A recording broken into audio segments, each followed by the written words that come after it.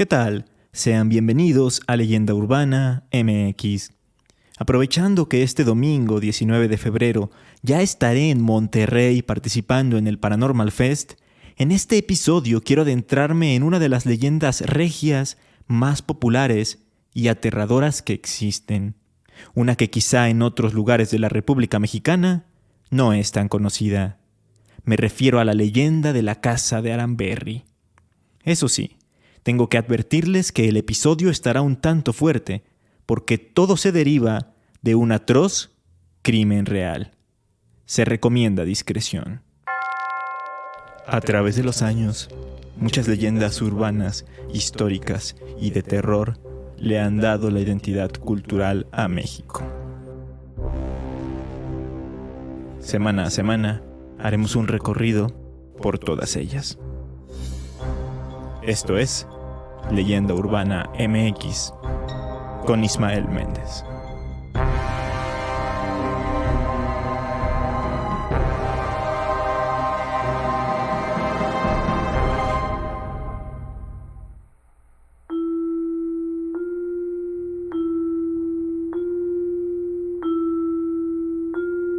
En el número 1026 de la calle de Aramberri, ubicada en el centro de Monterrey, hay una casa que destaca de entre todas las otras de la zona, y lo hace porque es una casa abandonada a la que el tiempo le ha cobrado factura.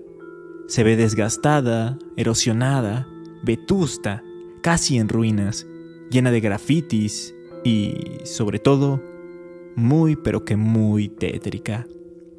Muchos curiosos se acercan a ella diariamente, pues se cuentan numerosas historias de terror dentro de sus muros. Pero ya llegaremos a eso, porque primero quiero hablarles acerca del por qué la casa es tan famosa hasta la actualidad. Para ello tenemos que remontarnos al año 1933. En ese entonces la casa estaba habitada por la acaudalada familia Montemayor, conformada por Delfino Montemayor, su esposa Antonia Lozano de Montemayor, de 54 años, y su hija Florinda Montemayor, de 19 años. El miércoles 5 de abril de ese año, el padre de familia, Delfino, salió a trabajar temprano como era de costumbre, aunque hay versiones en las que se dice que en esas fechas estaba de viaje. El caso es que ese día las dos mujeres estaban solas en casa y se disponían a salir para dar un paseo, como a eso de las 6 de la mañana. Pero algo en la puerta irrumpió su tranquilidad y detuvo sus preparativos. Antonia salió a ver de qué se trataba y se encontró con 3 hombres que violentamente entraron al hogar con toda la intención de robar. Ambas mujeres fueron sometidas por uno de los sujetos, mientras los otros 2 registraban cada rincón del inmueble. Se llevaron joyas y monedas de oro, pero lo peor fue que, por algún motivo, estos monstruos agredieron sexualmente a las Montemayor, las torturaron y finalmente las acuchillaron con tal crueldad que casi terminaron decapitadas. Tras esto, huyeron con todo el botín.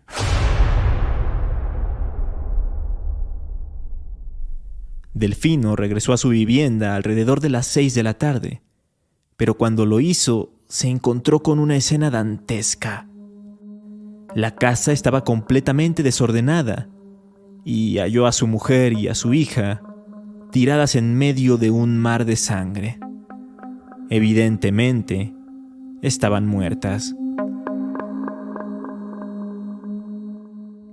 Los diarios de aquella época, como El Porvenir, escribieron al día siguiente, el 5 de abril de 1933, «Horrendo crimen. En su casa habitación de la calle de Aramberri fueron degolladas la señora Antonia L. de Montemayor y su hija, la señorita Florencia.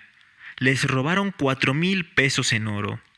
El espantoso crimen fue cometido ayer a las 6 de la mañana, pero no se descubrió sino hasta 12 horas después, a las 6 de la tarde».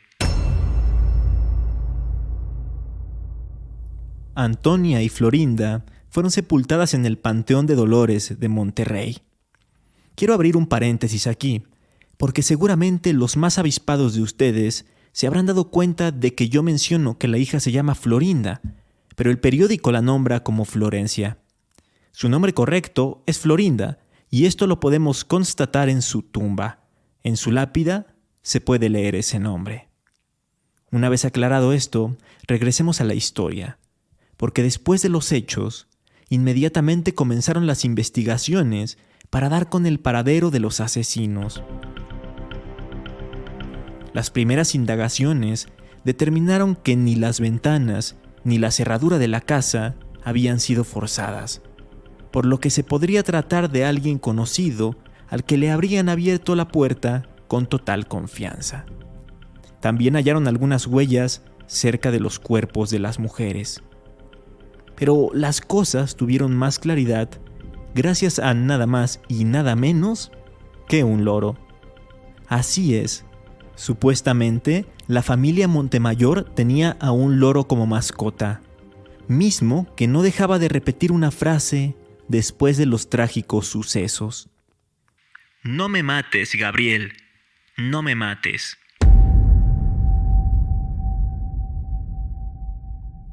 ¿Podría el testimonio de un animal dar pistas para resolver un crimen?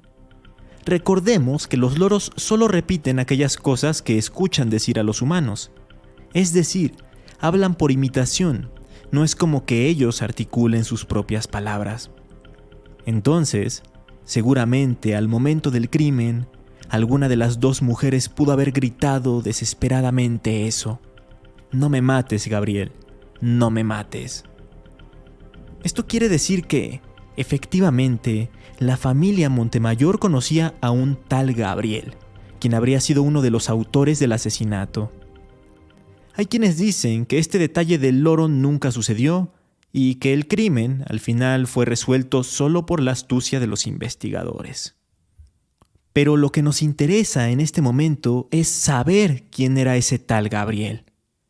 Bueno, las autoridades dieron con Gabriel Villarreal, el sobrino de la propia señora Antonia. Cuando fue capturado, no tardó mucho en declararse culpable, y es que no podía decir lo contrario, puesto que en su casa había objetos que pertenecían a la familia Montemayor. Luego de su confesión, también se pudieron arrestar a sus dos cómplices. Los tres implicados fueron sentenciados a prisión. Este caso causó una conmoción enorme en todo Monterrey. En 1933, la ciudad tenía solo 120,000 habitantes, mismos que no estaban acostumbrados a escuchar sobre crímenes de esta magnitud en su localidad. Como bien lo menciona el historiador Antonio Guerrero Aguilar, se supone que este acontecimiento cimbró a la sociedad regiomontana de 1933, que no estaba acostumbrada todavía a saber o ver este tipo de problemas relacionados con la violencia, que ya existían, pero no estaban tan difundidos. Fue tanto así que los vecinos empezaron a protestar.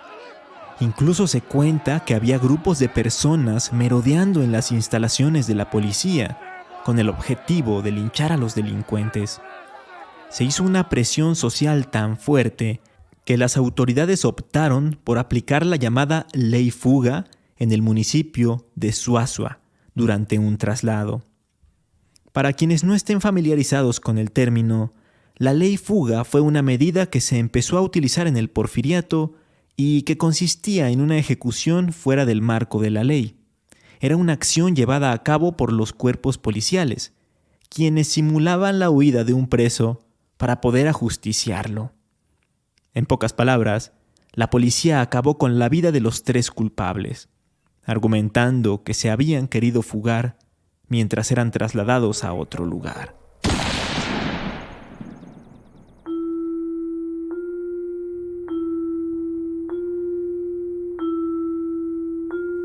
El destino inmediato de la casa después del sanguinario acontecimiento es difuso. Hay quienes dicen que Delfino siguió viviendo ahí hasta su muerte en 1957.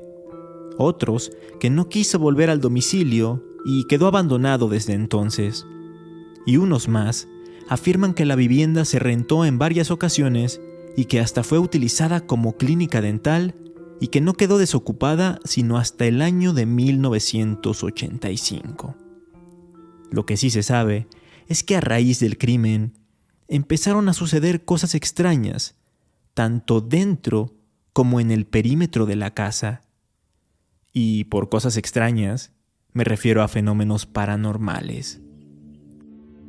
Se comenta que durante las noches y madrugadas se pueden escuchar gritos de dolor y pánico que parecen provenir del interior del inmueble. Se dice que el sufrimiento y la angustia de las dos mujeres se quedó impregnado para siempre en aquellos 4 muros, testigos mudos de lo sucedido hace 90 años. Se habla incluso de que sí ha habido personas interesadas en habitar la casa, pero que nadie dura mucho tiempo en ella. Todos huían al poco tiempo de instalarse porque se sentían como asfixiados. Escuchaban ruidos parecidos a los que hace una ventana al romperse, y todo, probablemente, producto de la presencia de los espíritus atormentados de la familia Montemayor. Pero aquí no acaba la cosa, pues de igual forma hay transeúntes que mientras caminan por la calle de Aranberri se sienten observados. Sienten como si alguien los estuviera viendo desde adentro de la casa que tiene el número 1026. Otros han visto siluetas pasar por las ventanas, y algunos más han sentido una opresión en el pecho y un frío inexplicable al pasar justo enfrente de la vivienda. También se asevera que hay personas que se escabullen por las noches para llevar a cabo rituales de magia negra, brujería y hechicería, aprovechando las energías tan negativas que desprende el lugar. Muchos exploradores urbanos se han dado a la tarea de meterse al predio y documentar su experiencia en plataformas como YouTube. En sus metrajes se puede contemplar el estado de la casa por dentro. Es impresionante ver cómo se conservan cosas de la época en la que estuvo habitada por los Montemayor. Por ejemplo, se puede ver un candelabro aún colgado del techo, puertas de madera originales, espejos antiguos, etc.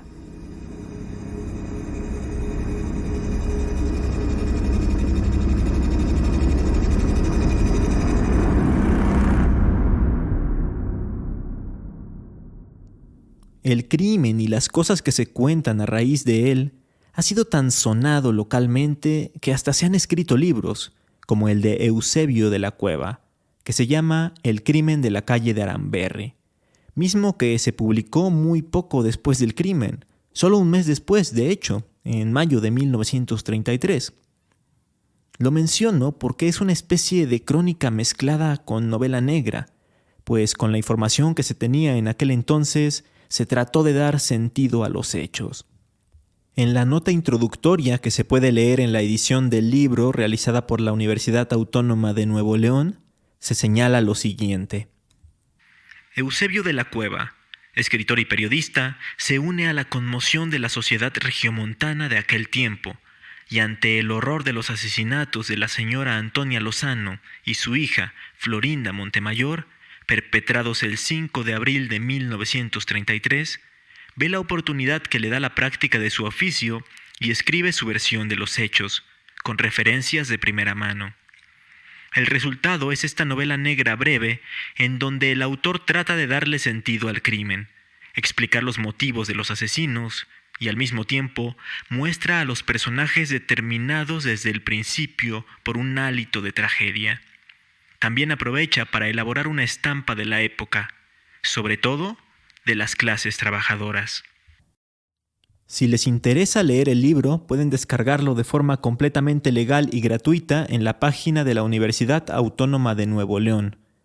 Es bastante breve, lo pueden leer en una tarde, y si han leído A Sangre Fría de Truman Capote, esto seguro les va a gustar mucho. Igual se han montado obras de teatro relacionadas con el caso, como La masacre de la casa de Aranberri, escrita y dirigida por Winston Granados, que se llegó a presentar en la Casa de Cultura de Nuevo León. Ahora bien, si hablamos del estado actual de la casa, según se apunta en la nota, Venden casa embrujada. En 1933 se cometió atroz crimen, publicada por La Silla Rota en julio de 2019, la casa, sin importar sus condiciones, se había puesto en venta. Y no solo eso, sino que se había logrado vender a pesar de todas las cosas escalofriantes que se cuentan sobre ella. Otra noticia, ahora del 2021, publicada por el diario 24 Horas, informaba que se estaban haciendo trabajos en la propiedad para restaurar el sitio y convertirlo en un restaurante de hamburguesas. No obstante, si ponemos el Street View de Google Maps y nos dirigimos a la dirección de la casa, Aranberry 1026, podremos ver una imagen precisamente del 2021, en la que la casa sigue con un aspecto terrible y además con letreros anunciando que se renta. ¿Qué habrá pasado entonces? ¿Volvieron a dejarla a su suerte por todos los sucesos paranormales de los que tanto se habla?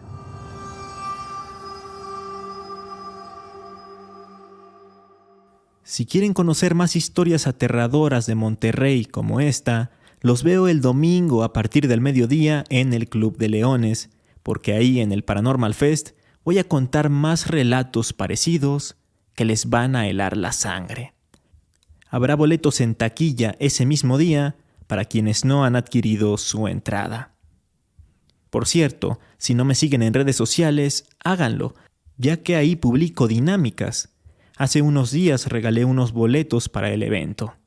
Si no se quieren perder este tipo de cosas, me pueden encontrar como Leyenda Urbana MX en Facebook e Instagram o como @leyendaumx en Twitter.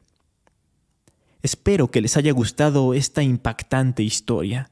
Si así fue, sigan el podcast, puntúenlo en Spotify y denle me gusta en YouTube. Así podré seguir trayéndoles nuevos episodios interesantes, como el que se viene el próximo lunes.